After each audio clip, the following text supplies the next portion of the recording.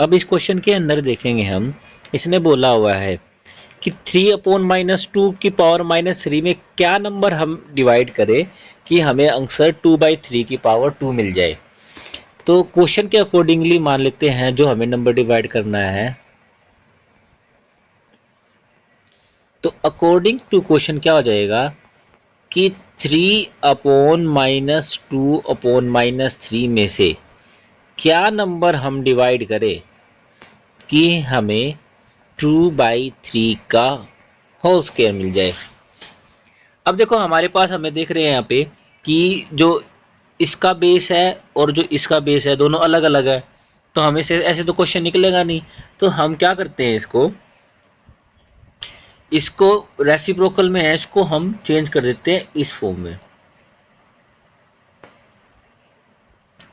ठीक है, यहाँ से हमने इसको इस तरीके से लिख दिया तो हमारा आंसर आ जाएगा -2/3 डिवाइडेड पावर में 3 और डिवाइडेड में x 2/3 का होल स्क्वायर।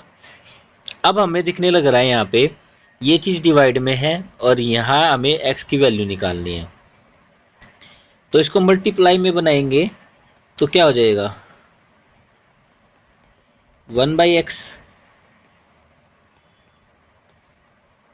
ठीक है, मल्टीप्लाई डिवाइड से हमने मल्टीप्लाई में इसको बना दिया।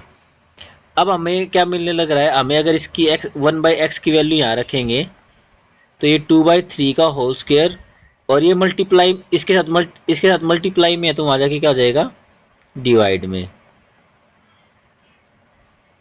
और यहाँ से 1/x की वैल्यू क्या आ गई, 2/3 का होल स्क्वायर मल्टीप्लाई बाई 3/-2 का क्यूब।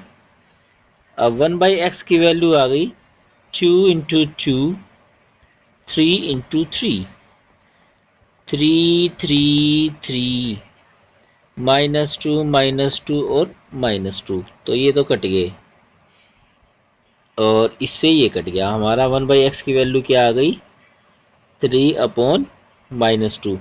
देखो जो हमारे पास 1/x की वैल्यू है, तो जब हम x की वैल्यू बताएंगे तो वो क्या हो जाएगी, चेंज हो जाएगी। ठीक है, इसको और अच्छे से तरीके का समझना हो कि हमें कैसे ये यहाँ से कैसे आया है, तो इसको इस तरीके से भी समझा जा सकता है कि हमारा आया था 1/x की वैल्यू 3/-2, हमने इससे क्रॉस मल्टीप्लाई कर ली, इससे इसकी क्रॉस मल्टीप्लाई कर ली, तो ये आ गया -2 = 3x। और जब x के साथ ही मल्टीप्लाई में है तो वहाँ जाके क्या हो जाएगा, डिवाइड में। तो ये आंसर भी यहाँ से आ गया। गोट इट, कि हमने कहाँ से 1/x को x में कन्वर्ट किया है। क्वेश्चन के अंदर ध्यान रखना है हमें, दोबारा से मैं रिवाइज करके बता रहा हूँ कि 3/-2 की पावर रेसिप्रोकल में थी, हमने इसको पॉजिटिव में बना लिया। अब उसके बाद हमारे पास डिवाइड था, डिवाइड को हमने मल्टीप्लाई में किया तो x की वैल्यू 1/x हो गई। अब 1/x की वैल्यू से हमें यहाँ पे इसके साथ ही मल्टीप्लाई में, तो वहाँ जाके क्या हो गया, डिवाइड में। अब डिवाइड को हमने फिर मल्टीप्लाई किया तो 3 ऊपर -2 नीचे आ गया।